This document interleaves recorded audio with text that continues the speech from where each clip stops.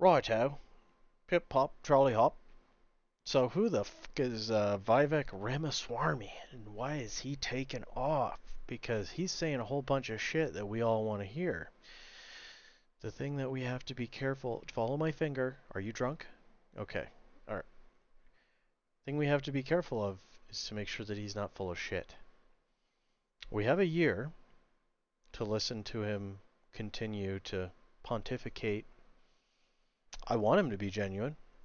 And I think that if he's not, he will talk enough so that he'll have to start walking things back and be like, oh, that's not what I meant. I changed my mind. I didn't realize that no one would support that. I'm trying to read the room and just say what I think everybody wants to hear. Like, if that's the case, then he's a wolf in sheep's clothing. But for now, let's give him the benefit of the doubt for now, and then let's just go through some of the concerns that I have and I think a lot of other people have. My number one concern is all the things that he's saying that they know that we want to hear. So that's my first concern is too good to be true.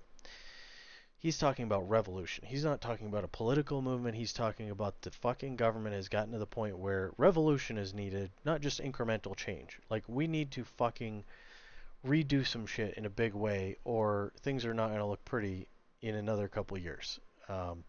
This is decision time. This is time for everybody to be like, oh, I guess we should start talking again and try to figure something out because otherwise we're going to get railroaded into a decision that we don't want to make. And we've been how many years has it been since you've been able to vote for someone that you're actually fully invested and excited about? I know that no one is excited about Joe Biden, and I know that half the country is not excited about Trump. But there are good people out there that care about America and want to do the right thing. And I hope that he's one of them. Because as much as I believe that Trump would prevent some of the things, the erosions of freedom, the integrity of the justice system, some things like that, I know that he would go after those things, but he's only one man. So the truth is that this is a bigger problem than the presidential problem. The rest of the government is not in good shape either. We have a huge problem at the president level, but we have huge problems in the Senate, Congress. We should really just vote them all out. We need to start over. We need to elect people and demand that the money is removed from the system. The money is removed from the lobbying so that we get our government back and so that normal people with normal ideas that do live on Main Street that are not wealthy to the point they'll never have to work or worry about any American issue ever again. We need those people in positions, in leadership positions, in decision-making positions. And if we don't get that, then we're going to continue to wonder, how come it feels like the only thing being represented in this government is corporate money? It's such a fucking mystery. Wake up, open your eyes, stop believing what they tell you, and start believing what you see. For the love of God, please pay attention. Okay, so he's claiming similarities to Trump. Um, and he is conservative and kind of saying some of the things that there's bigger issues than climate change or the drug war or Ukraine. I mean, we have problems at home with the structure of our own government. So if we continue to polarize each other on these stupid fucking uh, uh, um, smaller issues, let me put it that way. These smaller issues continue to divide us, then we can't address the root cause of the problem, which is the actual political system in this country. It's not Republicans, it's not Democrats, it's both. They're fully captured by money. We need to vote all of them out across the board. We need to demand that the money is removed, and we need to do so. We need to stop waiting for a politician to save us. We need to stop waiting for a leader to come fix this. We, the people, are the stewards of this country. We are failing in our duties as electors to elect people that are not so corrupt that they're ruining the country and selling our freedoms and laws to the highest bidder. I mean, You've seen the systems of control that have been deployed recently, and the fact that most people lost 2 years of their lives. I don't care about the root cause of it. The handling of it was very authoritarian and not very freedom oriented. You were not given autonomy to make your own decisions. It was groupthink, and it was obedience or you'll lose your job. It was obedience or you'll get smeared on social media. There's no actual anti-speech laws yet, but they've created such a culture of fear about speaking, and they know, um, most people know that if they say that a woman is someone who can have babies, like they ask political people who are supposed to be smart enough to run the country, what is a woman? And they are terrified to answer because what that does is it puts them on one side of the fence. It alienates half of their voting constituents, and they've done this on purpose. They've done it, they've weaponized speech and ideology, identity politics, to the point where politicians can't even be honest or have an opinion. They have to toe the party line if they want to get votes because people are so deeply invested in these ideals that they don't have their own thoughts anymore. So you could, be trying to do what is best for your constituents, and if you say the truth instead of the talking points that you're supposed to say, the machine is going to eat you alive. And that's another problem, is the machine. The machine is a real thing, and the machine is a political animal that does research on candidates, um, digs up dirt, finds old stuff that's not relevant. People are capable of growth and improvement, so finding something where somebody did something bad that you can judge them on 15 years ago is a lesser version of saying George Washington's an asshole, because he lived in a time in which it was normal to own slaves. Saying George Washington's an asshole and discounting everything that he did and saying, man, basically America should be dismantled because its founders are racist. America can get better. America has gotten better. America abolished slavery and has done a bunch of other great things. Saved the world from Nazis. Hitler might be in charge of things if it wasn't for America. Um, so it's pretty ignorant. Let's just call it what it is. Judging people on mistakes and then not giving them a chance to grow as a person is pretty fucking ignorant. So he remains far behind Trump. I'm also concerned with his biotech background. He's got multiple bio companies, and apparently his drugs have been failing. But since he kind of was thinking about presidential run, stock prices done fairly well over the past 6 months to a year. I think I have that pulled up. Let's see. Okay, so I just wanted to prove to you guys before we get any further that this is his company. He is the beneficial owner of more than 10%. Um, so let's look at the financials, right? Revenue, profit. Oh, it is profitable. Okay, operating income.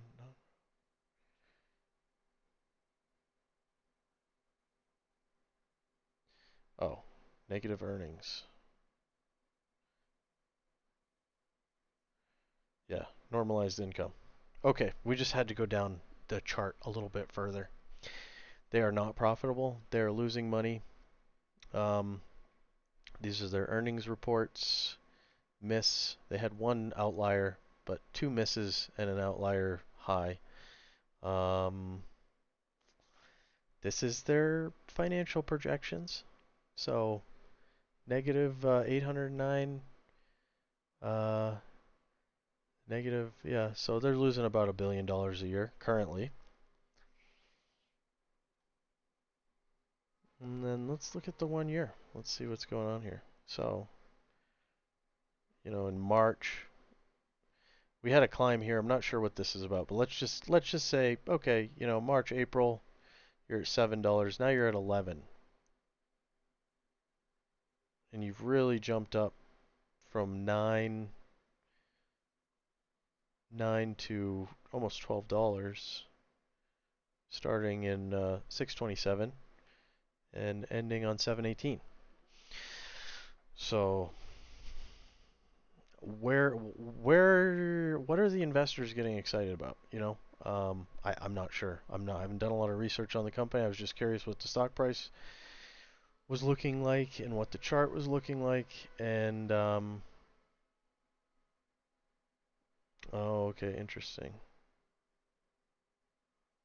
So they're trying to say that he is going to use, like, probably uh, whatever. We'll just call it right-wing extremism. They have all kinds of names for it, but that's what they like to call it primarily. It's the dog whistle of saying it's racist. It's code.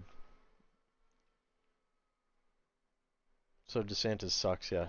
It's Ramaswarmy and Trump, as far as I'm concerned. DeSantis would be an excellent VP and would have the opportunity to run for president as the VP in 4 years. I think he'd be dumb not to take that if that was offered. I'm not sure if Trump's going to offer it, but he did kind of shoot himself in the foot recently, and yeah. Although it's politics, Kamala Harris was calling Joe Biden a racist, and then she's his VP. So these people have no principles. Don't worry. If it's beneficial to them, they'll they'll compromise any sort of values. Nothing to fear there. Let's see. Just trying to get the broad strokes, but of course. Mm,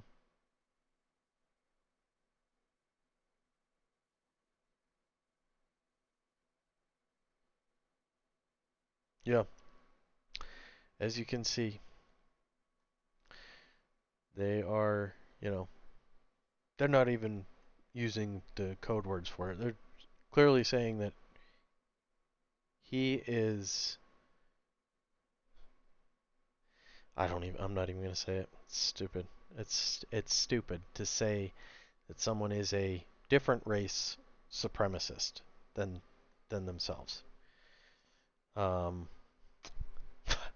but they'll do anything. They're desperate. I mean, they're filing false charges and you know trying to interpret the law in a way that a normal person would not interpret the law. But they're gonna argue about it in court because they really believe that they can shove this down through the system. They've got enough support, and they think that they can just go for it. Clarifies remarks after saying something about 9/11 conspiracy. Listen, you're gonna get no pushback from me. 9/11 was a fucking inside job. Building 7 fell down 7 hours after the second plane hit the tower. Or no, 7 hours after the second tower collapsed. Building 7 collapsed at free fall speeds. 50-ish story structure with no structural damage, just some low-grade wastebasket fires. So we had the debate about whether jet fuel melts steel beams, but we didn't have the debate about whether carpeting and drapes and some files and file cabinets cause a 50-story building to collapse. And it's the only collapse on record um, from low-grade fires. So,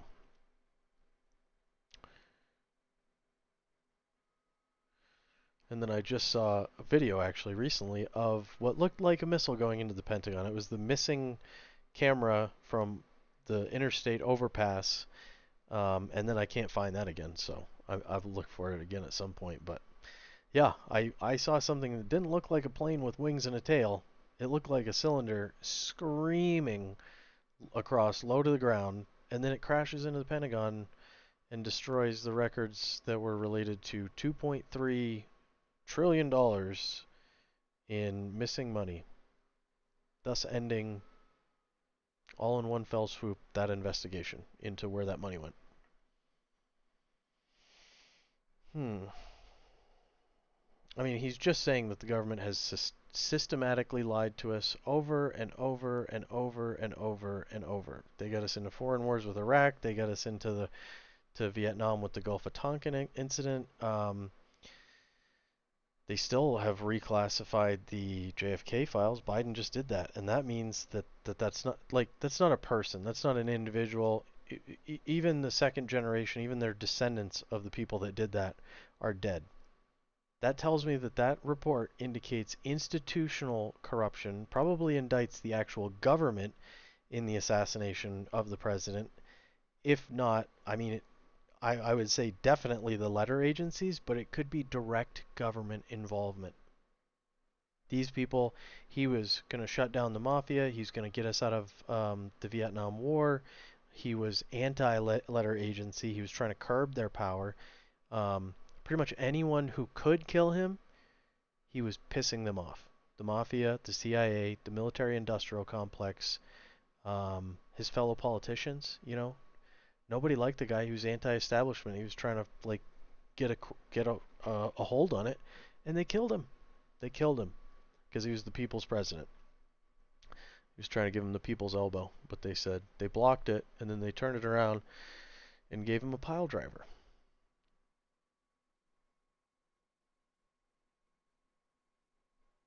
Mm.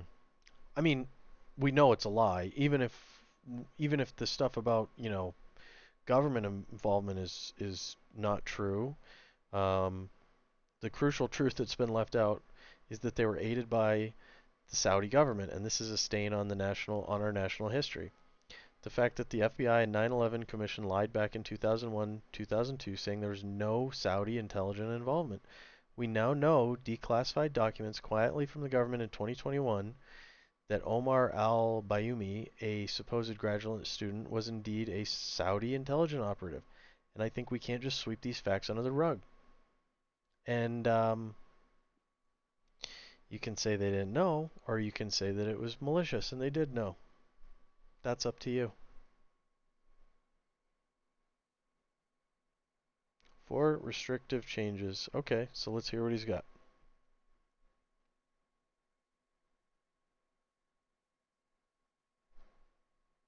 Mm.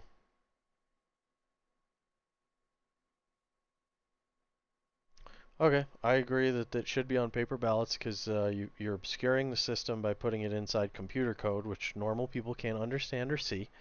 So that's illegal because your free and transparent elections are supposed to be understandable by your average American, and your average American is not a computer programmer. So voting on paper ballots only. It is the only way. Fucking machines can go have their own fucking elections when they secede from the union and they've got their own fucking country and their own race. They can have their own election systems and do whatever the fuck they want. They're gonna do whatever the fuck they want because we aren't gonna do shit about it anyway. So no, election day is a national holiday. Okay, I'm on board. Single day voting. Um, yeah, that would be good. Cast your vote on the day. You know, I don't see a problem with that. And government issued ID. So I can't, you can't go in a bar without an ID, but it's apparently racist to ask for an ID when making crucial decisions regarding the future of the country. I mean, you can't have a drink, even if you look 21, you can't have a drink without an ID, but geez, you want to vote? Fuck yeah, come right in. We don't need to see an ID. Mm-mm-mm. Okay, okay. This is here we're getting into some issues here, okay? So Ramaswamy, he'd been working on Wall Street for 3 years prior to taking the Soros grant. And the previous 3 years, he made about $1 million a year. And then the year that he took the scholarship money, he made 2.2 million. So he certainly didn't need it. He accepted a $90,000 award from Paul and Daisy Soros Fellowship for New Americans, the late brother of liberal billionaire George Soros. He said that after graduating from Harvard, he didn't have the money to afford Yale, which doesn't sound like it's the case. I think he could have come up with the 90 grand, and he's probably regretting that he didn't. But the thing that we don't know is whether this was an open scholarship that he just applied for and got, and there was no communication between the two, or if he had a sit-down meeting with either of the Soros brothers. He's claiming that it's a merit scholarship that hundreds of kids win, partially funded by Paul Soros. Um, he says he would have been a fool to turn it down, which, okay. But this is a point that creates a crack in the armor. And it's a crack in the armor that we want to look through and fully scrutinize when he's talking. Because the thing that I'll say about the debate was horseshit. But what I saw at the debate was when they said who would pardon Trump if they were elected. He raised his hand while looking straight ahead at the camera. That means one of two things. That means the people that are backing him have clearly had a meeting where they've outlined congruent positions, and he's very well versed on what he's supposed to say. And this has all been worked out, so he's not unsure of himself. He can stand there and know, I can do this, I can do that. So that's one possibility, is that he is captured and owned by someone, and he does have a dark pool of money following him around that he is beholden to at some level. Now, the other option is that he's what he advertises to be, a revolutionary constitutionalist candidate who does not believe in half measures and understands that the problem is systemic, not with one or two bad bad apples. I mean, the whole basket has gone rotten. So I like the way he's talking, but again, we just got to make sure he's not a sheep in wolf's clothing, or a wolf in sheep's clothing. Idiot. Yeah, so this is just talking more about his income.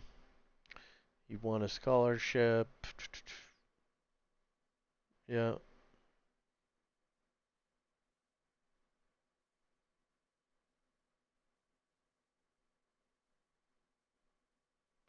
Soros said he hoped former President Trump would mount a third-party campaign that would split the GOP vote and lead to a Democratic landslide. Okay, so that's their strategy. They want the third candidate, the Manchurian candidate, to throw things for the Democrats. Because usually the Democratic candidate benefits from a third candidate and the GOP loses because, um, conservatives are more independent minded anyway, libertarian type, you know, all that stuff appeals to a lot of Republicans as well. The idea of small government, fuck the government, anti-establishment, cut the money and cut the organizations. Let us live our lives. We don't need you. But in this case, well, I don't know. The left is still so far left unless the third party candidate was RFK. If RFK doesn't get the nomination and the Republican ticket gets put together, and then because RFK gets passed over, but he's got a lot of support, and he, you know, if he was the independent candidate, I would be very tempted to vote for him just to say fuck you to both parties, because I really do hate both parties. Like fundamentally, both parties are the problem. Both parties are the reason that I have a YouTube channel and I'm sitting here talking about this shit. Is because we can't be normal. We can't just be like I didn't really want to do this until it got so crazy that I'm like, okay, well if I'm going to be losing my mind and looking at this stuff, I feel like I would be remiss not to talk about it and at least try to get involved and try to add my voice to the chorus of voices that are rising up. People like Oliver Anthony and the reactions, the visceral reactions that type of music is getting. That's not right or left. That is poor, disenfranchised people in first world countries that are getting railroaded by plutocracies, which are governments that are run by money, into doing shit and um, obeying orders that piss everybody off. And this is another one. Okay, so the World Economic Forum nominated him as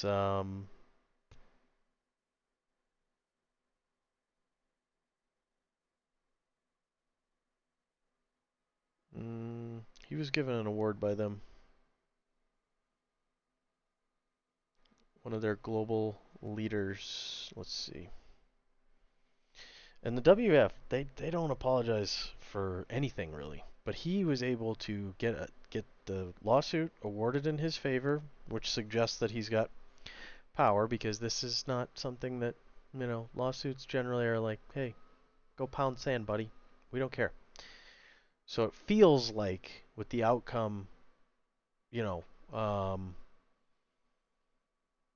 being quickly resolved. I don't know where he had the horsepower to get this done. The World Economic Forum is, they don't care about much. Unless they're trying to set him up and groom him, because the award was saying that he was, let's see.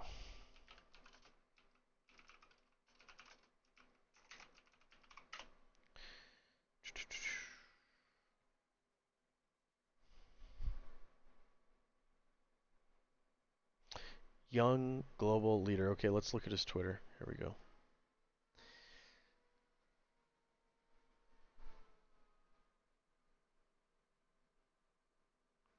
Oh, wait a minute. You know what? I have a question.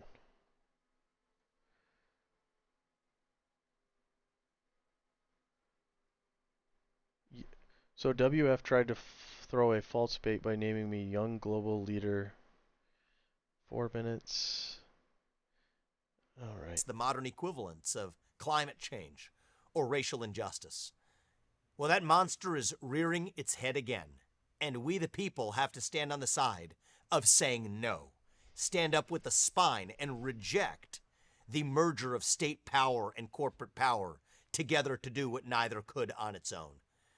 I have been one of the most vocal advocates of our sovereignty as a nation, and I have been one of the most vocal opponents of, say, the ESG movement that politicizes our capital markets, or globalist institutions like the World Economic Forum that erode on the sovereignty of self-governing republics like the United States of America. So it was a particular mystery when the World Economic Forum, after I had written against their agenda through my book Woke Inc. and otherwise, happened to name me on a list of so-called young global leaders with other so-called successful young Americans and young people around the world. I rejected their award. I declined it. I said that I deeply disagreed with the values of the World Economic Forum and that I wouldn't be a good fit for inclusion. I said it respectfully. A few months later, I was told that my name showed up on their website anyway. I contacted them. I told them to take it down. They had the gall to still leave my name. Yes, I was a successful person in this country, so they thought they could use my name and image along with people like Mark Zuckerberg or others who they had named, Elon Musk, that they had named in the past. I wasn't going to let them get away with that. And so what I did is I said that I'm going to stand up for what's right. I sued them. I filed a lawsuit saying that this was wrong. And I wanted to demand that they would not only take down my affiliation with them and apologize for it, but also to make sure and commit that they would never try to do the same thing to anybody again, pull that trick on anybody else. I was prepared to go to the fullest extent because I had the arguments and the facts and the law on my side, and we were not going to stop and let them off the hook. Well, I'm pleased to say that we got exactly what we set out to do. The World Economic Forum has now officially agreed to exactly what I demanded of them. They've issued a public apology. They have furthermore importantly made a hard commitment that they will never add someone to this young global leader. Okay, I think we get it. But I do love Reddit, I mean, I spend a lot of time on Reddit. Okay, sorry. So this is interesting. I mean, wording and language is important, and this is our conspiracy. This is not a factual news organization. Not that that matters, but you know, Vivek is a total WEF. He's saying we need a total reset on America. It's just a fancy replacement of Great Reset. Um, but we do need a reset. Yeah, this guy, that's a good point. USA does need a reset, does it not? Corruption, 90-year-old still in Congress, Epstein list, Hunter Biden sending billions to Ukraine. The Epstein flight log is still running the country, by the way. I don't know if anybody gives a shit, but like that occurs to me somewhat often. I just did a video about Bill Gates. He wants to cut down trees and fucking bury them in order to stop climate change. So you want to talk about some evil shit? Come on. I mean, we want to plant trees. This guy wants to cut down trees, bury them, and actually digging up the soil. I also did did an explanation on this. So digging up the soil, land use, um, land use is not a huge, but farming and tilling is a huge, like 200 billion tons of carbon dioxide a year. So the idea that you want to dig it up and then bury the trees to encapsulate the carbon, well, when you dig the ground up, you're releasing carbon.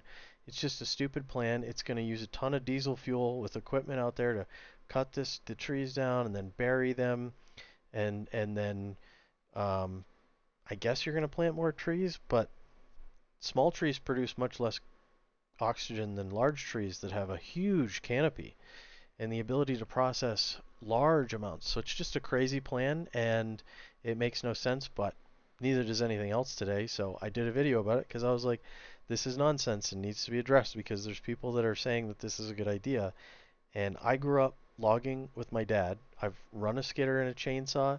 I know the logistics of getting logging roads in and selectively cutting to keep your tree farm or your land healthy instead of letting, like California just lets all the trees blow over and die and then you got firewood in the forest. So then they wonder, geez, how come we get all these forest fires? Well, that's because you're not going in and doing sustainable logging to keep the forest healthy and to manage the forest properly. What you're doing is just giving up and then saying, oh, nature will take care of it. Well, nature does take care of it with forest fires. You stupid motherfucking piece of shit. Oh man. Okay. Um, don't care.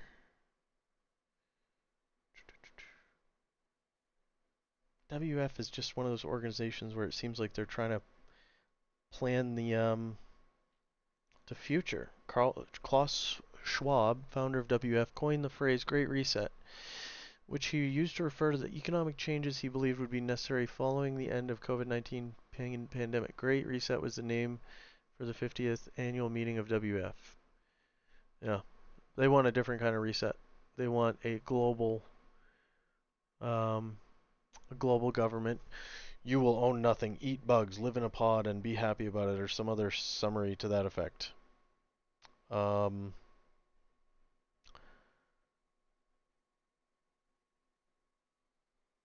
this,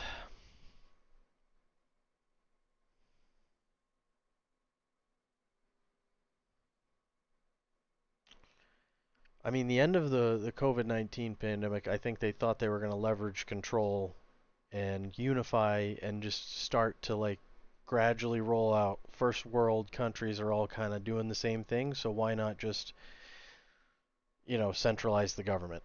And I hope that people are not going to fall for that because even in the United States, having the states is important, and most of the power is supposed to be delegated to the state government because the founding fathers believed that your local government would be able to best represent the local residents, right? So if you live in Florida and you've got heat and humidity, um, let's just say that any sort of problems related to heat and humidity might be relevant and might be addressed by the government. This is a really stupid example, but I'm using a stupid example for like purposeful illustration purposes. Whereas in Arizona, where it's dry and arid and desert, there's no one there that cares about humidity. So for the government to pass some sort of um, laws to do with humidity doesn't make any sense if the entire country does not experience humidity. And it's not okay to just put extra laws on the book. Oh, it's okay. It doesn't apply there, but we have it. No, you don't want extra laws. In fact, one of the other problems is there is no cleanup system for laws. Every law that's ever been passed is still in effect unless it has been purposely repealed, and most are not. That's why you have sodomy laws that are left over from, pre-Civil War that dictate what you can do in your own bedroom. They're not technically enforced, but they are on the books still. So maybe that's something that we could all agree on. That if you want to sodomize and you're adults, those laws should go away. Do whatever you want. It's a free goddamn country. As long as it's two consenting adults, I don't give a shit if you sit on your bedpost. Good for you. I bet it's comfortable. Okay, let's get back to the, real. Okay, so here we go. So this is his lawsuit. We looked into that. World Economic Forum sues. Yeah. Okay. Same thing. Um. Yes. So he's a startup whiz kid in biotech, Roivant Sciences. He's trying to specialize biopharma industry, and he's trying to focus. He's trying to make his company about one drug. He's trying to say most biopharmaceutical companies are too big and focused on too broad.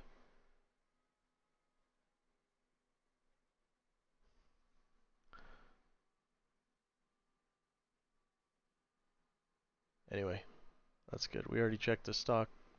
Oh, this is corporate ownership though. BlackRock, State Street. They're not majority. That's SB and QVT Financial. So they're not and the other one's not even on here. Yeah. I mean, I guess you can't control who buys, but they are invested. The same people that he's talking about are, you know, listed on the top institutional owners. So he's got an interesting idea.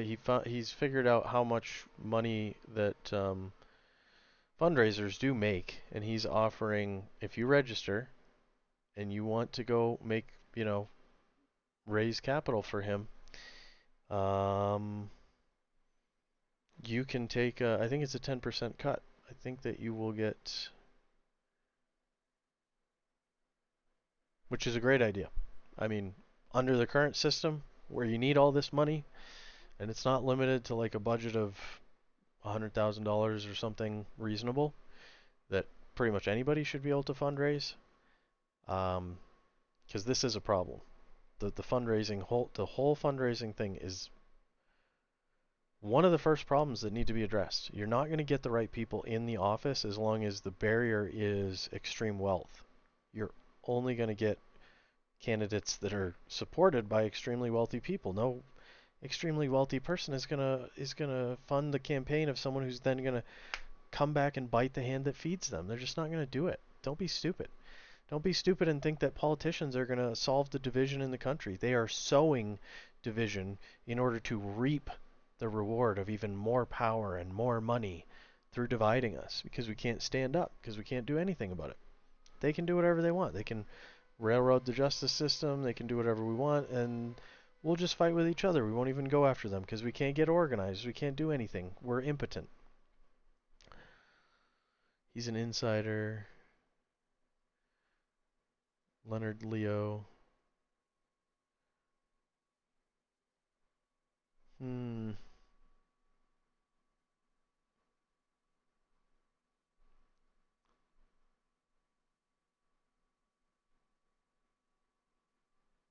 Oh. Hmm. Yeah. Okay.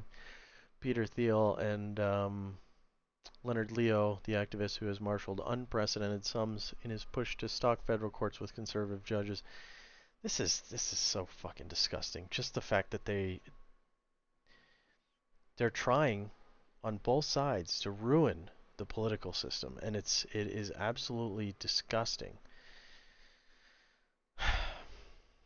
Because it's not right to do either one. It wasn't right before when people who weren't straight and of a certain ethnic persuasion, it wasn't right when it was structured in a manner that wasn't fair to them. I'm not saying that it's like that today. I do not believe that at all.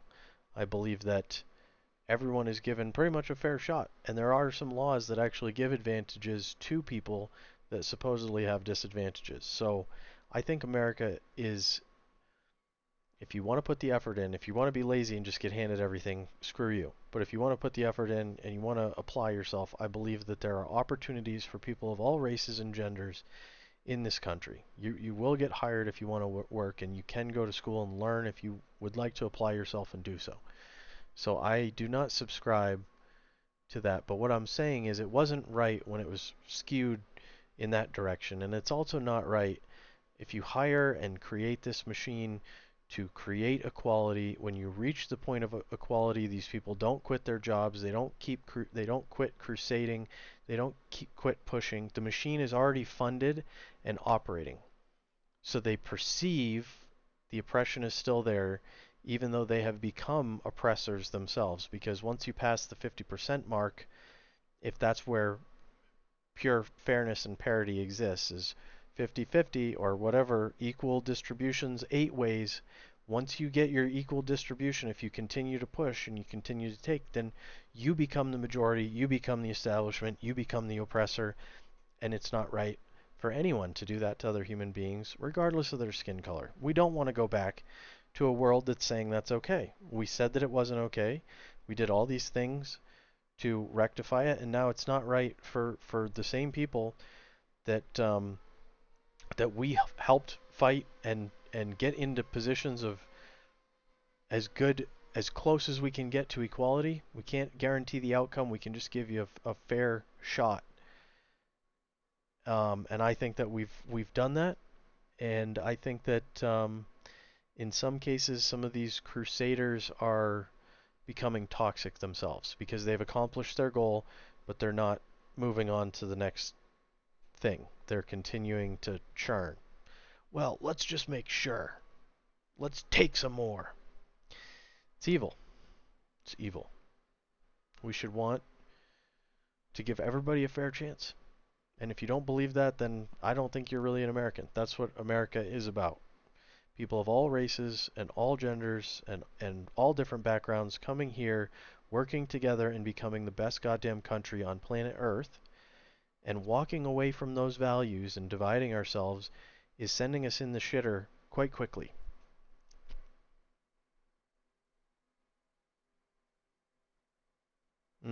Thiel has backed away from political donations but has backed Ramaswarmy's business career. Some people are going to have a problem with this, other people are not. Some people want him to be a Republican, right wing. I just want someone who's anti-establishment and is going to help us break the system of control, which is probably fake news. Probably no one's going to do that. That's my dream. Like sometimes I think about how magical it must have been to live in this country within the first 50 years after a successful American Revolution. You've got 3 basic documents that outline the broad strokes of laws and legality and all this stuff, and the rest of it is like, what do you want to do? There's nothing restricting you from doing anything that you want to pursue. There's tons of land out west. You don't have the royal thumb, holding you down anymore. It must have been such an incredible liberating time to live, not 250 years down the road where you've got laws and you got money coming into the system that's corrupting the minds of the people that are operating it, and greed is just becoming omnipresent in the fabric of our society because everything's about money and wealth and ownership of property and capitalism and having more than your neighbor and all these toxic concepts. I understand why young people want the communist movement or socialism. Um, there's a quote that says, show me a young person that doesn't believe in democratic or socialist values, and I'll show you someone that doesn't have a heart. Show me an older person that is not a conservative, and I'll show you someone without a brain. Because when you're young, you want to believe that everything's good and we can be part of a cooperative society. But the truth is, it only takes a couple people, whether they're people that are just living off the hard work of others, or whether there's people at the top that are swiping large sums of money off the table, and then everybody's wondering how come we're starving, and Joe over here, or whatever his name, has got a stack of grain that's flowing out his barn doors. Well, that's because that dude is stealing all your shit. Everybody gives all the grain to the government, he just keeps it.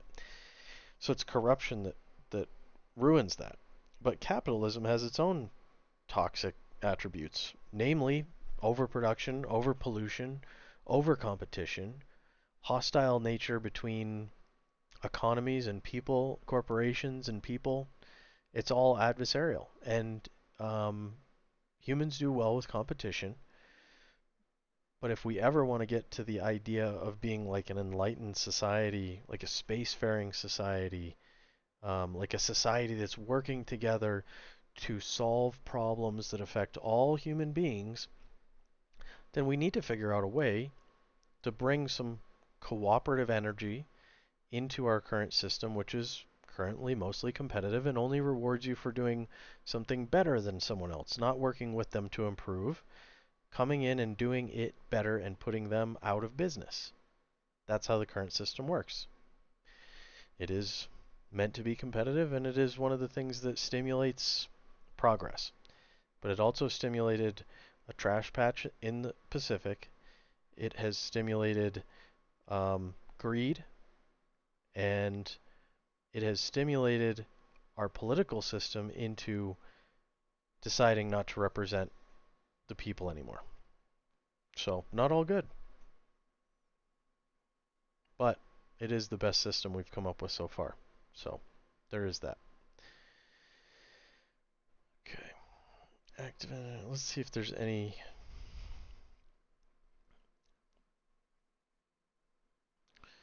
So, I wish that he had been political for a little bit longer. He favors federal legalization of marijuana.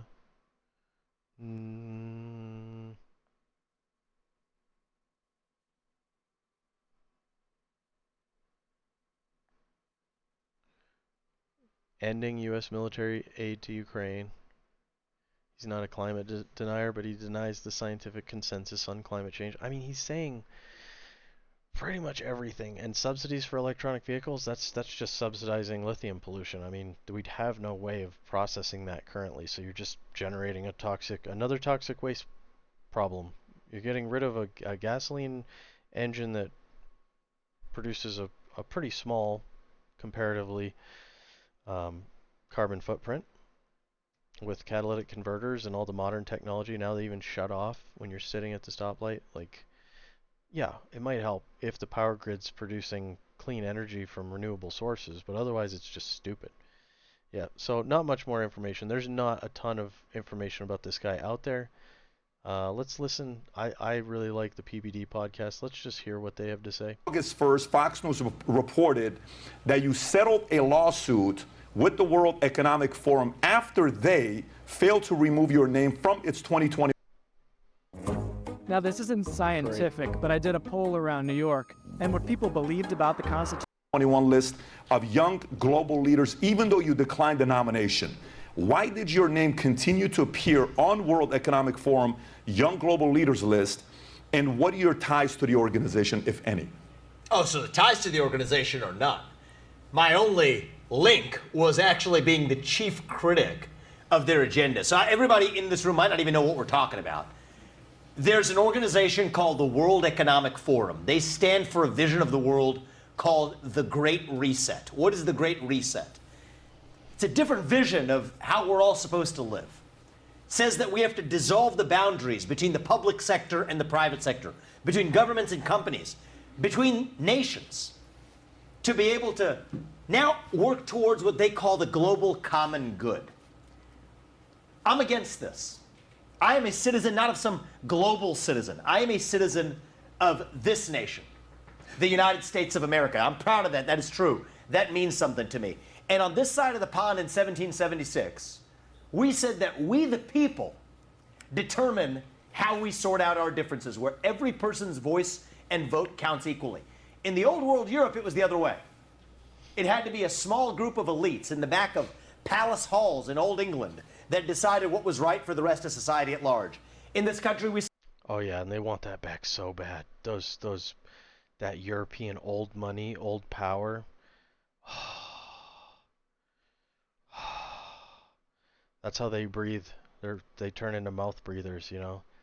They get all hot and bothered thinking about, oh man, let's get the decision making back in these ornate boardrooms that we have buried underground that we sacrifice people in. I don't know, something like that. said no to that vision. We, the people, decide our own destiny as citizens of a nation. So that old world view, though, it started to rear its head again in recent years in the form of this World Economic Forum. They hold a meeting every year in Davos. Klaus Schwab is the person who leads it. It's basically a view that says the citizens cannot be trusted on questions like climate change or racial injustice. It has to be settled by a class of global elites, including large billionaires. It's part of why they decided to name a lot of young billionaires. Mark Zuckerberg, Elon Musk, others have been named on their list. So a funny thing happens. I wrote my first book, Woke Inc. It was a criticism of this agenda. Every one of my books has, especially Capitalist Punishment, has gone into detail exposing some of the corruption in this worldview. I went on to start a company, Strive, to push against the ESG agenda. That's the manifestation of the Great Reset in our capital markets. And then a curious thing happens. A guy who's affiliated with the World Economic Forum reaches out and says, hey, we're going to give you an award. You're going to be named on our list of young global leaders with all this long list of billionaires. And Ibram Kendi was going to be on that list. And this is a guy I've been very critical of. So I said, no, I don't think this is going to be a good fit for me. I disagree with you all. If you want to have a debate, I'll debate anybody. But I'm not a good fit for your list. I declined the award. A few months later, my name shows up on the list anyway. It's interesting. I get a bunch of text messages from people. Congratulations. So I'm a little confused. So I said, wait a minute. I told you guys not to add me to this list. They said, oh, sorry, we'll take it off. Years later, it keeps popping up, a couple of years later. And so the people start asking, wait, why is your name on this list? So you know what I did? I don't believe in standing by. And there are other good allies like Glenn Beck, Elon Musk, others who have also been opponents of their agenda who have been named. But I believe in taking action. I believe in accountability. So I sued them. I sued them in court. And I'll tell you a little bit later on a lawsuit that I filed just earlier this week against the Department of Justice. I don't believe in just being a passive bystander. I believe in accountability. So I sued them and we got everything that we demanded, including, most importantly, a commitment that this organization would never again defang or try to undermine its opponents by ensnaring them on their own lists. And so I'm happy to say that we're not going to let anybody else off the hook. If Klaus Schwab tried to put me on his list, he ended up on my list, and that's how we roll. All right, well, that's all I got for Vivek. I think he's just someone you got to listen to very carefully. He's not, he seems to be on the right side, but he's got a few questionable things. I haven't read his books, but if there is evidence that he's been adherent to this agenda and has been writing about it, I'd say that lends some credence to the idea that, unlike every other politician ever, the promises that they make on the campaign trail are not going to be ignored once they get the seat. Once they're in the Oval Office, most of them don't follow through on anything that's important to us.